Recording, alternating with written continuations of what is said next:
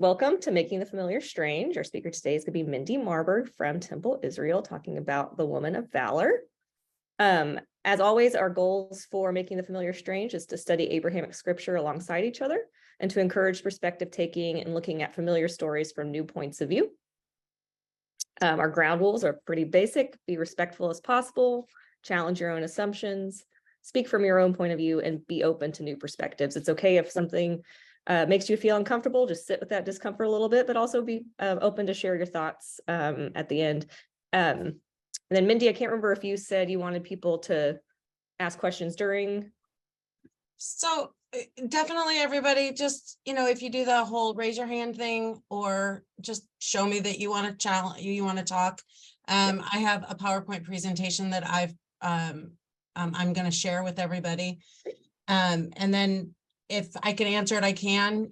Everybody understands that I am not a clergy person. So this is definitely a lay person's perspective on how to look at the Woman of Valor, Proverbs 31. So that's exactly what the point is. I don't mind being interrupted because I'm an interrupter. And also, if anybody just wants to put questions in the chat, I can take care of those as well. So, and then just a few announcements. On Thursday, we have our Coffee on the Commons. Just here at the Tri-Faith Center at 11:30. Come by, grab a cup of coffee. I'll probably get some cookies. I won't be there because I have another thing I have to attend, but all are welcome. Low stakes, just come and meet and mingle. On the Sunday, the 21st at 1 p.m., we have our Garden Awakening at the Tri-Faith Garden. Again, all are welcome. We'll have some light refreshments and there will be music and speakers and just a chance to enjoy the spring in the garden. On Wednesday, June 7th, we have our keynote event for our Race, Religion, and Social Justice Conference. We'll have author and poet Clint Smith will be having a fireside chat keynote with Wendy Goldberg at Temple. And then we'll have a big dessert bar afterwards. So please go to our website and you can register for that alone, or you can also register for our Race, Religion, and Social Justice Conference, which will be all day at Countryside on Thursday, June 8th. There are scholarships available. If you are interested in volunteering, please reach out to me. I would love to have more volunteers, and volunteers get into the events for free. So please let me know. I actually have to I'm hoping to find a new speaker for Making the Familiar Strange. Sandra Squires is going to do Lectio Divina, but she had to reschedule for September. So if you have anybody, particularly from the Christian perspective, who would be interested in presenting on June 20th, please let me know. I am looking for a speaker. If not, we can, worst case scenario, skip June and we have a speaker lined up for July. So please let me know if you're interested in that, but look forward to having Sandra Squires talk about Lectio Divina in September. So with that, we've already done those. I think that's it. So now I will stop sharing and I will turn it over to Mindi. All right, I'm going to try and figure out how to start sharing. So everybody, I think almost everybody knows me. My name is Mindi Marburg. I'm the Director of Engagement and Events here at Temple Israel. I in kind of a kidding way, I call myself the cruise director over here. So in all of that, I have the honor of being able to sit in on a lot of the beginning parts of when the clergy teaches. And when Megan asked me about Making the Familiar Strange, the piece, the Proverbs, about the Woman of Valor struck me as everybody, there are so many people that love it and they think, oh, when a woman dies, this is what we read at her funeral. And then a woman in Rabbi Azrael's class was adamant about never, she would come up from her grave if anybody ever tried to read that at her funeral. And so I thought, oh my gosh, so I needed to think about what that really meant to me.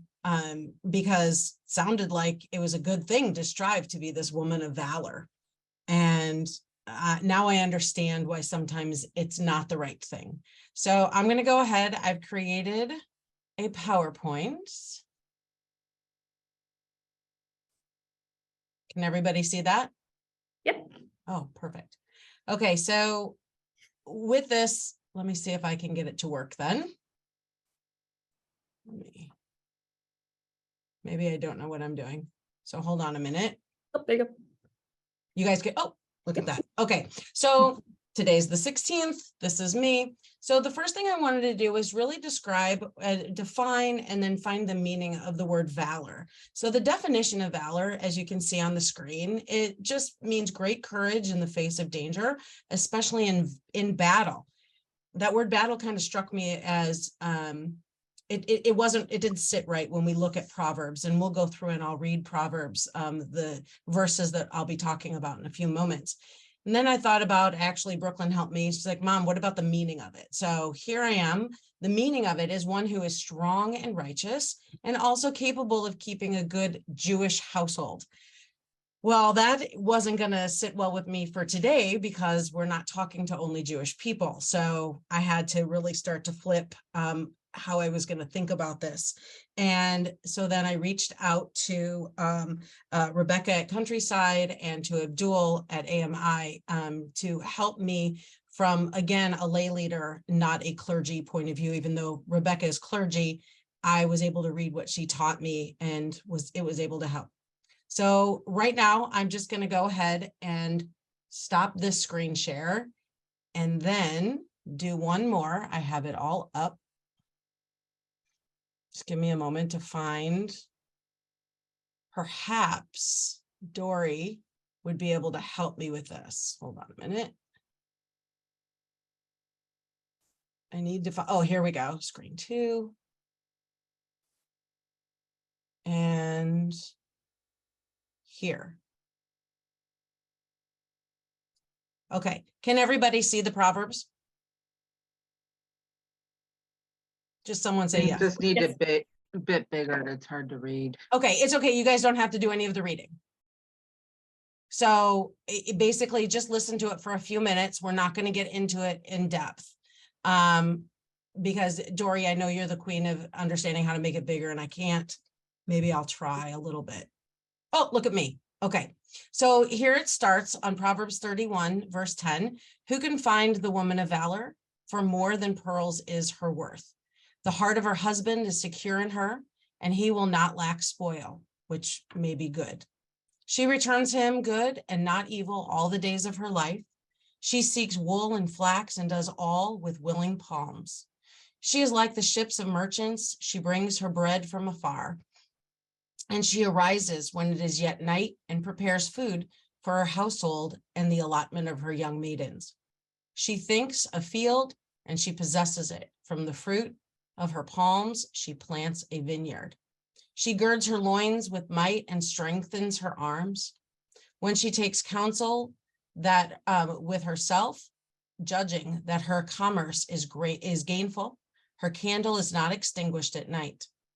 She sends her hands to the distaff of, and her palms hold the spindle.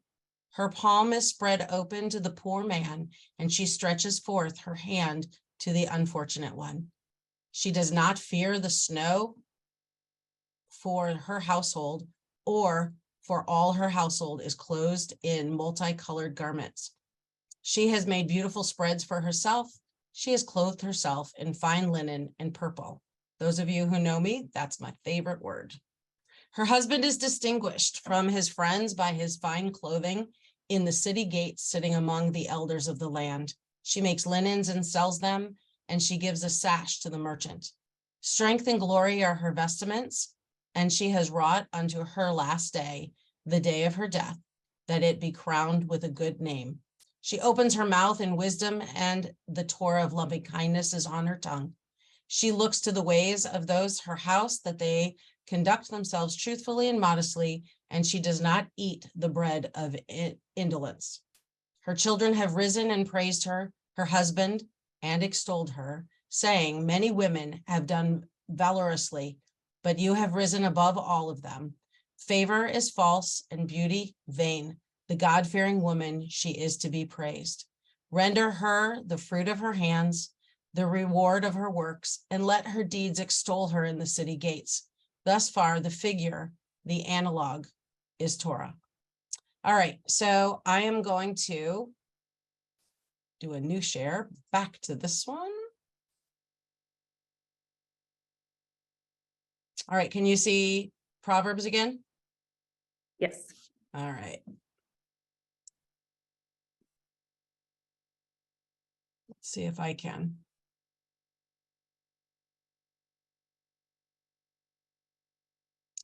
I have to apologize. I'm not the best at this. So you guys can see.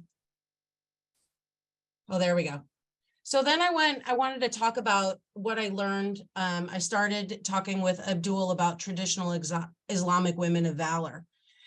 So there were 4 that I was able to start learning about. And when I say start learning about, please understand this is just the beginning. There's no way that I could have really done justice to really learning about all of this. So Miriam is one of the most honored figures in Islamic theology, with Muslims viewing her as one of the most righteous women to have lived. This is actually Jesus's mother, Mary. Her elevated status is in fact explicitly mentioned in the Quran and also described in the authentic narrations of the Prophet Muhammad. So this is where it all began, not really, but as far as a woman of valor in the Islamic tradition, from what I've learned. Then, and I apologize if I pronounce these names incorrectly, then we have Khadija, often referred to by Muslims as the mother of believers. So she is one of the 4 ladies of heaven. She is often considered the first person to have believed in Muhammad's message. And Khadija was Muhammad's first wife. She was much older than he was. And it was because of her success and her former husband's success that he was able to not work and continue his studying and his work. And so she was able to support him in many ways, that being one of them. So Fatima is their daughter. Anyway, and so she actually is often viewed as an ultimate archetype for Muslim women and an example of compassion, generosity, and enduring suffering. So the last woman of valor that I learned about traditional Islamic was, I'm not going to pronounce this, Abdul, help me. Asia. Thank you. She represents the ideal of virtue. So she is celebrated in the Islamic faith because she has remained faithful to God, even though her own husband, who was Pharaoh, thought of himself as a god. She demonstrates a woman that has the ability to exercise faith and believe in God, even against the wishes of a harsh husband. So these are all things that I've taken, and I've just begun to learn all of this through books and the internet, the interweb, as my husband says. So then I went back to the traditional, and I put in quotation marks, Old Testament women of valor, because when we look at Christianity and Judaism, we are all in that piece with the Old Testament. So the first part of the Bible is the Christians use. So I started off with Sarah, and I got these names, and I'll explain to you in a little while why I chose these 5. These are not the only 5 that are mentioned in the Bible and that have been regarded as women of valor. So Sarah, also spelled Sarai in the Old Testament, wife of Abraham and mother of Isaac. Sarah was childless until she was 90 years old, and God promised Abraham that she would be a mother of nations, taken from Genesis 17:16, and that she would conceive and bear a son, and she did. Leah is the elder daughter of Laban and the wife of Jacob, father of 12 sons who will become the 12 tribes of Israel. Leah and her sister Rachel, whose names mean cow and ewe, give Jacob many sons, and their father gives him actual livestock. Leah is described as having soft, lovely eyes. My point will be made in a little bit. So Rachel, then we get to Rachel. Rachel was the ancestress of the northern kingdom, which was called Ephraim after Joseph's son. After Ephraim and Benjamin were exiled by the Assyrians, Rachel was remembered as the classic mother who mourns and intercedes for her children. Then we have Jochebed. So this is, the Midrash actually portrays Jochebed as a wise woman who is righteous and God-fearing. She is identified as Shiphrah, one of the Hebrew midwives who saved the newborn baby boys from Pharaoh. By merit of her good deeds, she gave birth to 3 leaders of the Exodus generation, Moses, Aaron, and Miriam. And then there's Miriam. Miriam is best known for helping to deliver Moses at the Nile River and leading the Hebrew women in singing, dancing, and playing drums after crossing the Red Sea. For many of us, that's one of our favorite parts of a Friday night service. Later, she and her brother Aaron challenged the actions and authority of Moses. She understands leadership to embrace diverse voices, female and male. So now this is the fun part. My personal examples. Golda Meir. She's almost, there's so much about her, but she thinks to obtain a field. This is what I did, is I chose these women, and then I chose parts of Proverbs that I thought would fit in my mind, what these women are examples of women of valor. So if you think of Proverbs 31, verse 16, she thinks to obtain a field and she possesses it. From the fruit or her work of her palms, she plants a vineyard. I just look at Golda Meir and what she did for the state of Israel, and who she was and who she still is for all of us today. I look at Israel as the vineyard and all of our fruits of our labors, and what I know we all fight about it and we fight for it, but this is what I feel she stands for and makes her a woman of valor. Another woman of valor is a very important woman in my life, Jane Brooks, our dear wife of our Rabbi Sidney Brooks. Both may they rest in peace. This part of Proverbs, chapter 31, verse 20, her palm is spread open to the poor man, and she stretches forth her hand to the unfortunate one.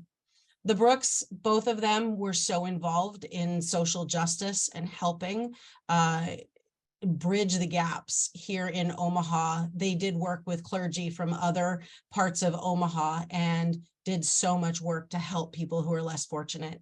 And this is what I think of when I think of, I called her Mrs. Brooks at that point. But anyway, then I look at Shawnee Katzman. So this is a Jewish woman here in Omaha, the wife of our Chabad rabbi, who I have had the pleasure of spending many hours talking with. And I always say that I don't think that there is a woman that I've ever met that loves her life more than Shawnee Katzman. She embodies a lot from Proverbs 31, but particularly 31, verse 26. She opens her mouth in wisdom, and the Torah of loving kindness is on her tongue. Always. I think that's the only word for Shawnee Katzman, always. And then I chose Joan Shapiro. I don't know if she's on today, and if she's not, oh, I'm going to get it. But I look at Joan when I see Proverbs 31, verse 27. She looks to the ways of those, her house, that they conduct themselves truthfully and modestly, and she does not eat the bread of indolence. If you know Joan, you know how she raised her children. We are so fortunate to have both of those gentlemen in our community, one running our synagogue, the other one helping everybody to be financially successful. And they're amazing men, and her grandchildren will only thrive having her as their grandmother, as well as she's got Charlie by her side, her true partner in life. So those are my 4. I have more, but I don't have a lot of time. So what I want to do at this point is maybe ask all of you, you don't have to share, but to think about, is there 1, 2, maybe 3 women that you consider a woman of valor for one reason or another? We're not asking for a woman of valor to embody all of these verses from 10 to 31, but is there a part of a woman that you feel that embodies part of this woman of valor? Think about it, because at the end, I'm going to ask if anybody wants to share. So then I started thinking about, what about modern thoughts of a woman of valor? I mean, the Bible's pretty old, so let's see what's going on now. So I came across this woman, Jordan Rosinski, who in their work, they have featured a variety of publications from CNN to NPR. Jordan is a writer and a photographer living in El Paso, Texas. So Jordan describes a woman of valor as a person or a woman with personal bravery. So she says, or they say, excuse me, when I think of valor, I think of someone who not only speaks, but also acts with a just intent, who is able to keep the needs of others in perspective to her own needs, and is dedicated to improving the world in both small and large ways. In a few minutes, I'm going to show you a project that Jordan has written about women of valor. So the next person that I came across was Laura Ben Amotz. Laura says, a woman of valor seeks to support a gentle world of understanding and kindness, even when it is hard for her to find it. She keeps rededicating herself to the ever-evolving realms of what she can do for Tikkun Olam, to repair the world, in a modern sense. So Laura is a professor of arts for Pikes Peak Community College, as well as working, she has a private art studio in Colorado Springs. So then we go to Anna Summershaft. This woman touched my soul. It was incredible as I was doing the research.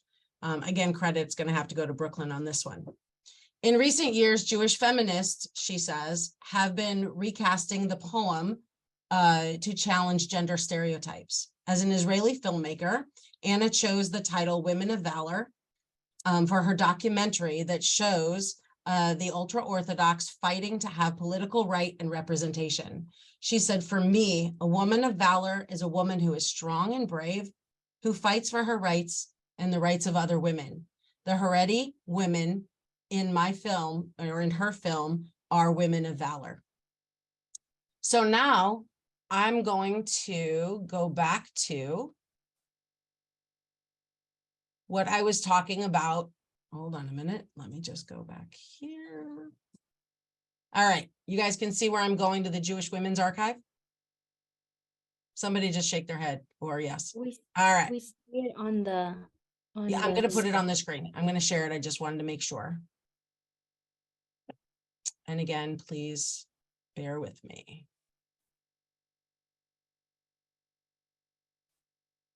All right. Can you see that?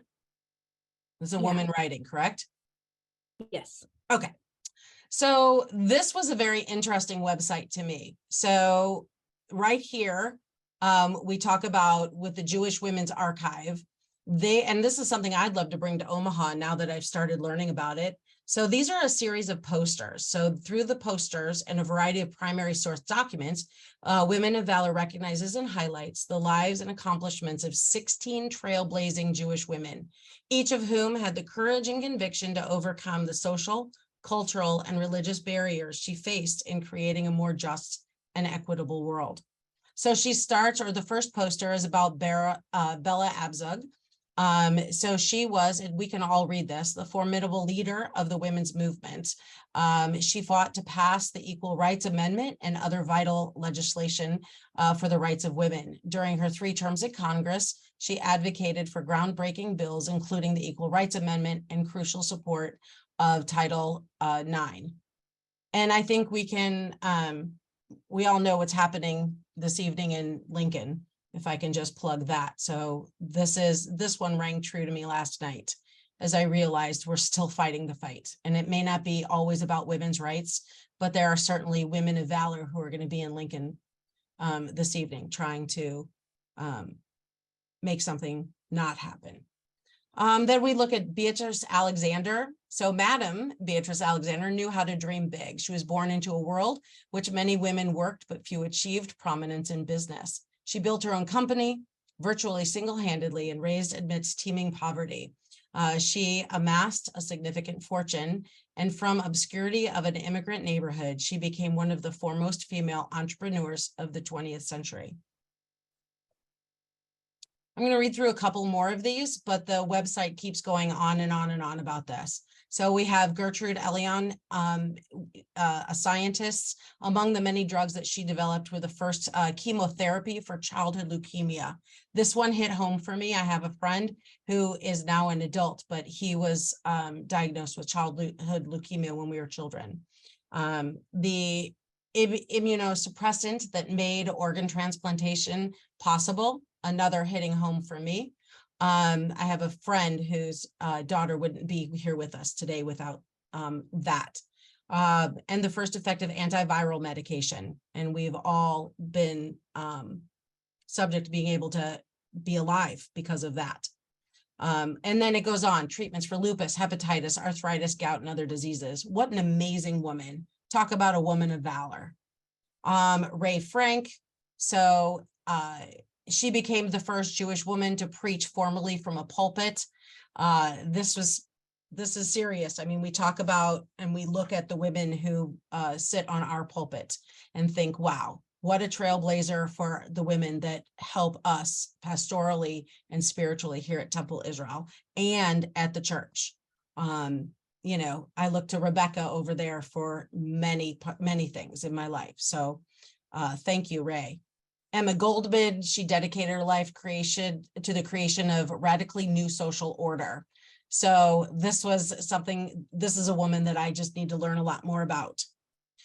Rebecca Gratz, she was the founder and secretary of Philadelphia's earliest women's philanthropic organizations. Emma Lazarus, one of the first successful Jewish American authors. It just keeps going on and on and on. Barbara Meyerhoff, so she's a renowned scholar heading the University of Southern California's anthropology department in Los Angeles, where she lived and raised her family. Molly Pecan, amazing. She's the star of Yiddish theater and film. I hope we've all had the pleasure of seeing some of her work. Justine Wise-Polier, an outspoken activist and fighting judge. Justine was the first woman justice in New York. So here we have, you know, just another person. Bobby Rosenfeld, now we have an athlete. So a Canadian Olympic medalist. Anna Sokolow, so a dancer and a choreographer. Hannah Greenbaum Solomon, so she dared to go out into the world and establish the first National Association of Jewish Women. Wow, trailblazer. Henrietta Sold, enlisted generations of American Jewish women in the practical work of supporting Jewish settlement in Palestine and Israel. Lillian Wald, practical idealist. And Gertrude Wheel. Gertrude's passion for equality and justice shaped the course of her long life. We can keep reading on and on and on. I don't want to run out of time. How about is everybody okay? Does anybody have any questions at this time? I have to learn how to stop my sharing. There we go. Is everybody good? Huh. All right, no discussion? Well, we had a couple of questions. Oh, Carrie had asked if all four of your women of valor were married, and does that matter? So who asked? Carrie. Oh, all four of my women of valor. So let me go back. Yes. All four of my personal examples were married. I don't know if for me that is as important for the whole when I look at someone who does something to be a woman of valor. Definitely when you look at Proverbs, that's exactly what they're talking about. Her duties as a wife, her roles as a wife. However, I don't think any of the women in my life, and I'm not talking about just these four that I shared with you, have to be married to do valerious things, right? We don't have to, I don't have to be married to do something for my community, to feed the poor or the less fortunate than myself. So that's what I kind of wanted to look at this piece of Proverbs and say, you know what, I know if you take it literally, she has to be married and it's about her family and about what starts in the core of her life.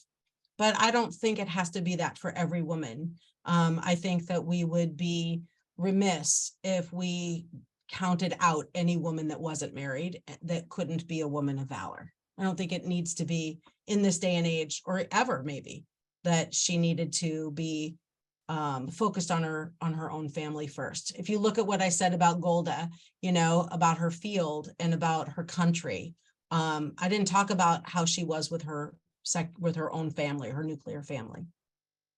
Was there another question? I can't see where the chat is. No, but Laura's raised her hand. Hi, Laura. Hello. So, so my question is kind of, you just alluded to it, because I think that the pushback that you got from your friend, don't you dare read that at my funeral, because, you know, what's actually in Proverbs is a very traditional and self-sacrificing, and I think about, you know, what's happened to the giving tree in recent decades, which used to be just, you know, and I still use it with ESL students because they say, someday I want to read a book in English. And I go, let's do that today, and then we'll move on, because they can all do it because it's so simple. But now you look at it and it's disturbing. And so, and just as an aside, apparently in the Hebrew version, they just go with the male pronoun because tree is a masculine noun.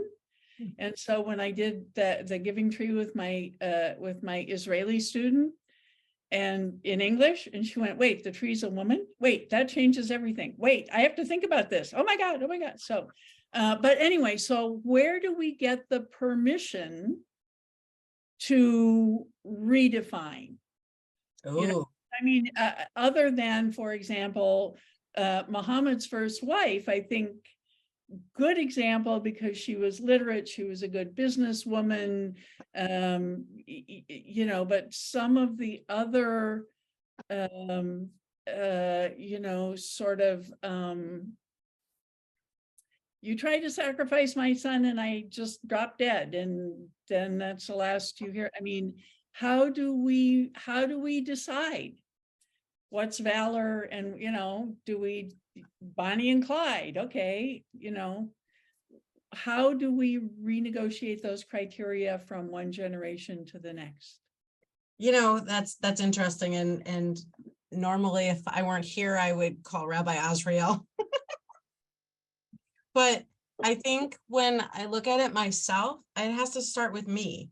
Everything that I do, I have to start questioning in order to be able to ask those questions. And so in order to redefine something, I did what I am doing right now.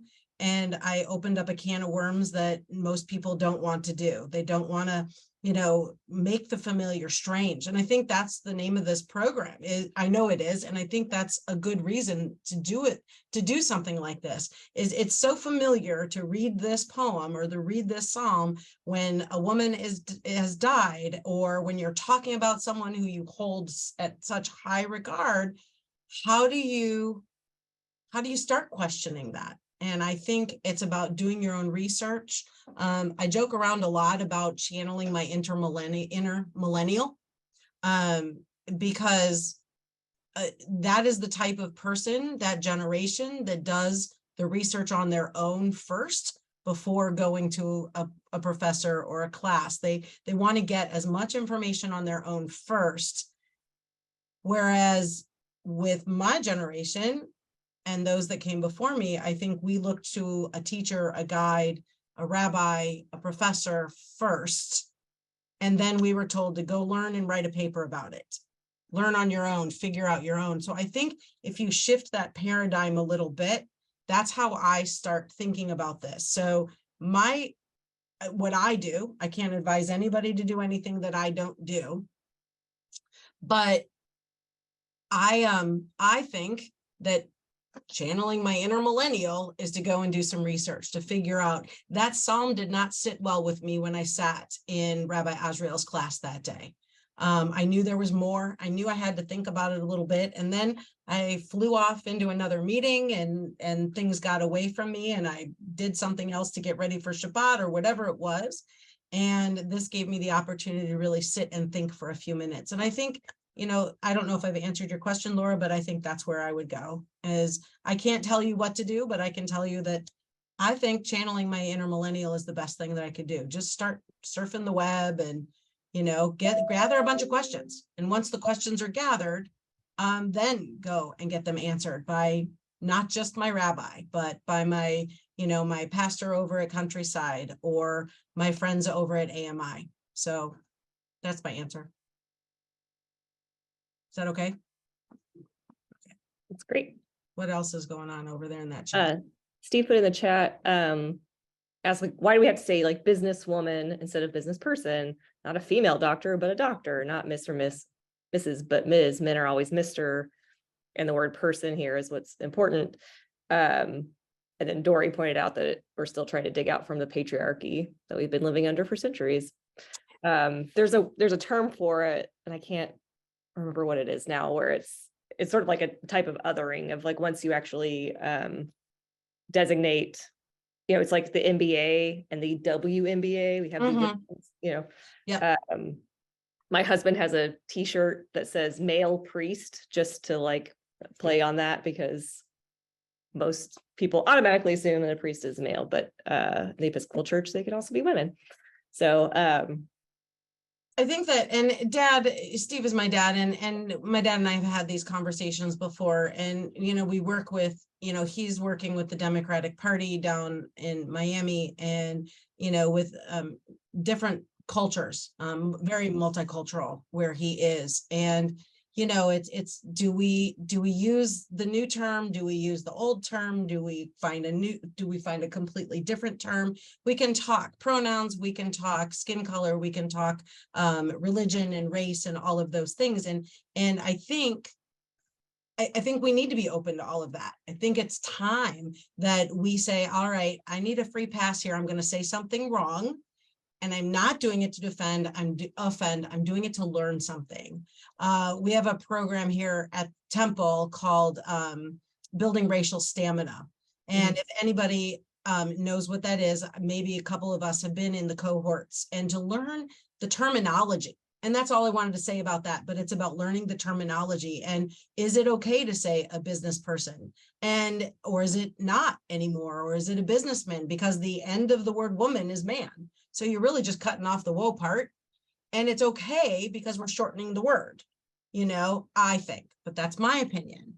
I don't feel that it is as important to make something gender neutral, because it helps me to remember that there are two genders, and we have to look at it in different ways, not just one brand new way with no gender. Definitely with my work in working with children and their brains, a female brain works much differently than a male brain. So I would like to be able to have both genders and someone who is non-gender in the room with me when I'm trying to figure some of these things out. And when we talk about the woman of valor, are we going to go talk about the person of valor? Are we going to do that? I'm not there yet personally. I'm not ready to do that, because I still think that this piece of the Bible has its place to teach us something. But to go ahead and change a bunch of that at this point in my life, I'm not ready to let go of the idea that it is a woman of valor. All right. How are we doing? Laura's got her hand up again. Oh, okay, Laura. So, I think the thing with person of valor, I suspect that it was assumed that we knew what a man of valor was. And so, the news about Proverbs and why it had to be written out is that women could also have valor, but it was just a different type of valor, and that defined it, and just that the word valor could apply to a woman, even though she wasn't going into battle or, leading troops or that kind of thing. So I suspect that it was supposed to be inclusive in its time. It's just that now it's more of a challenge. I think that, that you just said something that struck the woman, that, the man goes into battle and the woman doesn't. I'm like, come on, we've all run a home. I think, we all have our own battles, and even though it's not with a sword, and it's not you know, drawing blood or whatever we're going to talk about, but, you know, we all have our own battles and we all have our own thing. I mean, Dad, you can attest to this, but we talk about the musical Fiddler on the Roof a lot, and everybody had their roles. And I really think that it was Golda, right? Was the mom in that musical. And that was a woman of valor. I mean, she had to deal with the original ADHD type of guy, or ADD. I mean, he couldn't remember that he was milking the cow or whatever he was going to do. And then it's the only thing he could remember is Shabbat was coming. And then he had to marry his daughters off, you know, and it was her that kept that house going. And then there's that song, whose job is it to do this, to do that? Everybody had their place. So I think everybody has their battles. Everybody has their part that they have to struggle with and deal with. And I think Proverbs is this piece. You break it up just enough, you can find a lot of meat in there, you know. How are we doing? We still got 15 minutes if we want to use it. We do. I want to use it, and I want to show something that was so incredibly moving to me. So if you guys can just, I'm going to switch back and share my screen. And then we can talk a little bit afterwards, or we can add another one of these things that I found. So hold on one moment. Share my screen with, I think this is what we're doing. All right. All right. Can you see Andrea Clearfield, composer? All right. So this is taken from another website. So Women of Valor. This is so moving. I can't wait to share it with you. Is a celebration of women from the Old Testament. The cantata was inspired by a midrash on Proverbs, where each line of the biblical text from Proverbs 31 represents a biblical woman. Women of Valor highlights the stories of Sarah, Leah, Rachel, Jochebed, Miriam, Hannah, Jael, Michal, Ruth, and Esther. If you can read right at the bottom, or I'll read it. It was given its world premiere in Los Angeles on April 16th of 2000. So this is right as the world was shutting down by the Los Angeles Jewish Symphony under the direction of Dr. Noreen Green, and was favorably reviewed in the Los Angeles Times. So right here, that was not, I'm going to ask you guys to share your Woman of Valor in just a moment. I am going to share a new, let's see, here we go. All right, so can you guys see there's the soprano who's singing? Okay, I didn't do that correctly. No, Hold it's on. still the slideshow. Oh, I know why. Now you can, right? Okay, so here we go. So this is that website, and I'll have it up for you. Probably Dory already does. And so this is just all of the information and the narrative for what you're about to hear. This was absolutely amazing. So I'm going to scroll down to my favorite one and play it, and let's hope it works.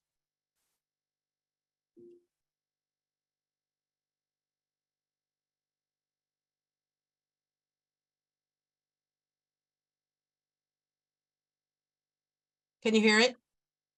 I don't think we can hear it. We can just see the page. Okay, hold on a minute. You need to share computer sound. Share computer sound. So teach me how to do that, Dory. Trying to think what it looks like on your screen. Right, there may be up towards the top with the meeting information. There may be a menu, has 3 dots. Okay, I've got that. In there, somewhere down there is something that says about Share sound. there we go. All right, let's try it again. I am Hannah, a woman. There, perfect.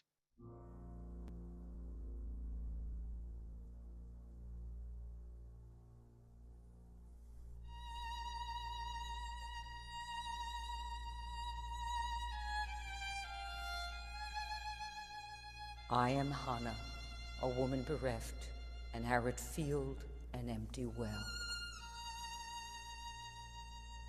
My hopes for the future remain as yet unborn, my abundant love unmilked.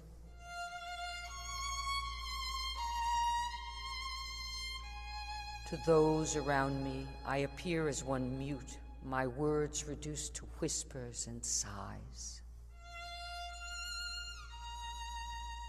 Watching my lips move, hearing no sound, it would seem that I give myself over to despair or madness.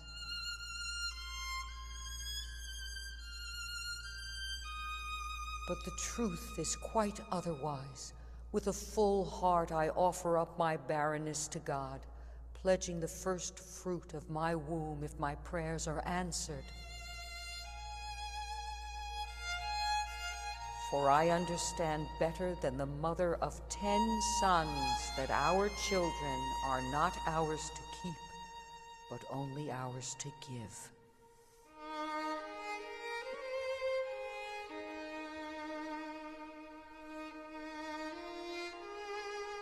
I am Hannah. I pray from my heart, and my heart's song is heard.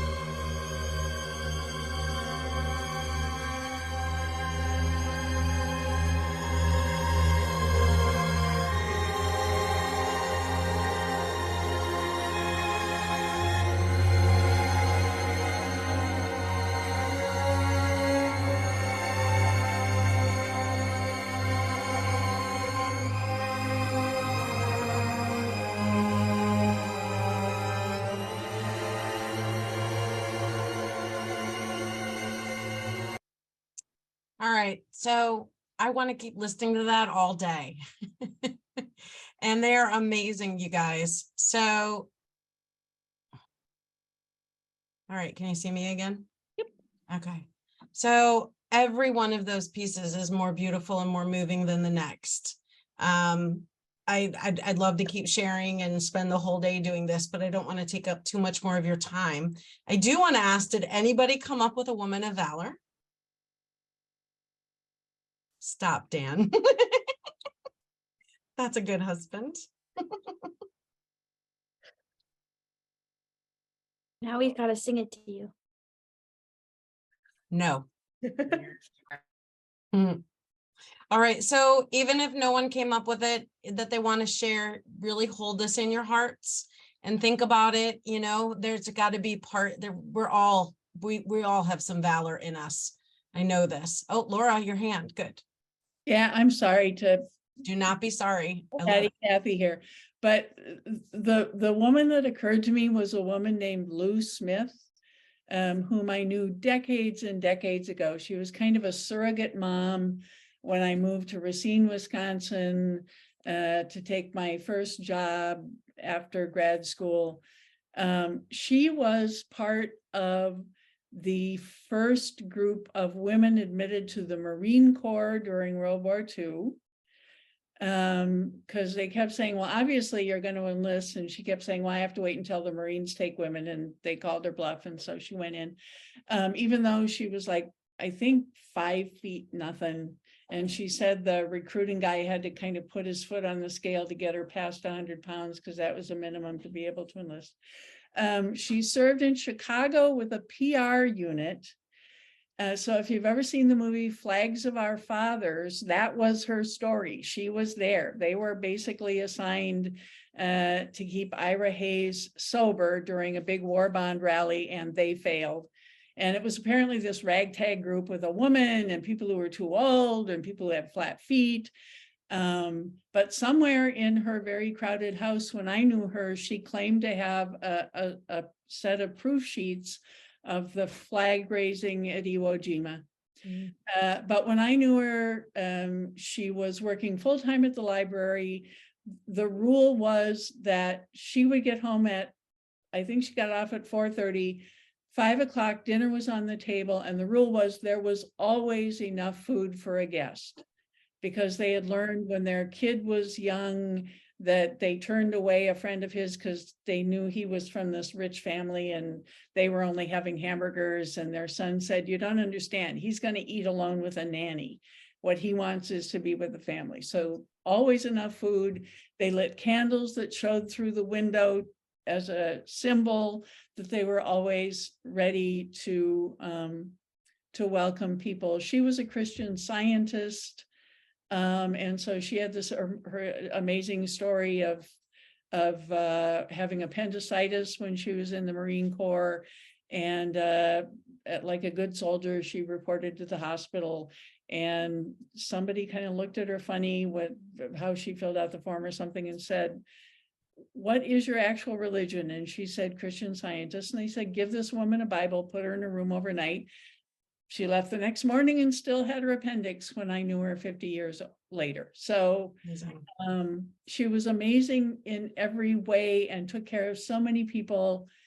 I met her through a writers group, but she never wrote her story, because she was so busy taking care of everybody else. So I can tell these little bits of her story, but I kind of wish she'd held something back, so that rich, wonderful story would be out there. So that's kind of, Neat.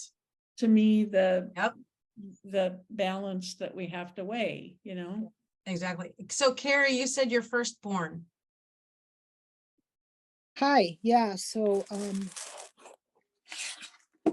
try not to get too emotional, but Dietz is a really strong voice for trans people in New Orleans and throughout the country, and educates healthcare providers on the topic, and works with the legislature, and is just extremely brave and proud and joyous. Very good. I love that. I love that. Makes me feel that mine being an engineer is not so much. Dory, I love hearing your stories. You put it in the chat. Shall I read it? All right. So I'm thinking of my maternal grandma. She was amazing, a single mom during a time when such was not well supported. She moved her family from Chicago to Sheboygan Falls, Wisconsin, to be near her family, to have support, and she thrived. She was never afraid to hold to what she believed and knew, and to the end, she was happy to poke at people who took themselves too seriously. That's great. I think that's great. That's amazing. See, we all have someone. Miles, did I see your hand go up just now? Pardon me? I'm sorry, what, Mindy? Did you just raise your hand? I did, yes. I was going to have a word, a name, Eileen. I think a lot of people know that. Her valor was really tied up in being able to put up with me for 63 years. Zechra livracha. But in the meantime, during our lives together, first of all, Eileen took care of her mother after her father had passed away, brought her to Omaha and saw to her needs and care. There was also a cousin that when his father, when my uncle passed away, she took over the duties to see about his care and got him to a safe place. Took care of my aunt, who after the uncle passed away, my aunt needed something, and so she got her to the Blumpkin home. So anyway, that was a few of the things that I feel Eileen's valor and love, and also being president of Love for almost 12 years. So anyway, that's my comment. That's a good one. I just wanted to recognize that Robert said that the chapter has the word worthy that reoccurs and then it ends with an acrostic. I would love to talk about that. I think that's a completely different subject, or maybe not, but I want to just recognize that deserves its own half an hour to 45 minutes. You're always And welcome to come back, Mindi. So I don't know if Why Dan not? can handle another couple of days of me preparing for one of these. So Well, I just wanted to first of all, thank you, Mindi. This was wonderful. And I think just a really good example of the kind of conversations that can come out of when we look at scripture together. One of the things that I wanted to point out was like the tension between this recognition of women's work, but also it creates this like almost impossible standard, and that tension that comes up because it's such a perfection that women can't achieve, but then we also feel this. So maybe men need to strive to be women of valor too, so that we can all have some gender parity there. I don't know. But thank you all for coming. This was a wonderful, wonderful talk. I'll be sending out the link soon. So if anybody was late coming in, we'll get the recording out to everybody or people that had registered and weren't able to make it, or if you just want to share with anybody that wasn't here today. So thank you all so much. Like I said, I hope to have somebody for next month, but if not, we'll see you in July. So thank you all I so wanted much. to thank everybody too for coming Thank you, today. Mindi. Thank you That was all. Great Mindy, job. that's your co-op. That was wonderful. Thank you, Miles. That's a I know huge you said you were compliment coming quite from you. nervous. I don't think you were nervous at all. You had a lot of valor. Yes. Mindi Marburg, Woman of Valor. Thank you all. Thank you. See you next time. Bye. Mindy.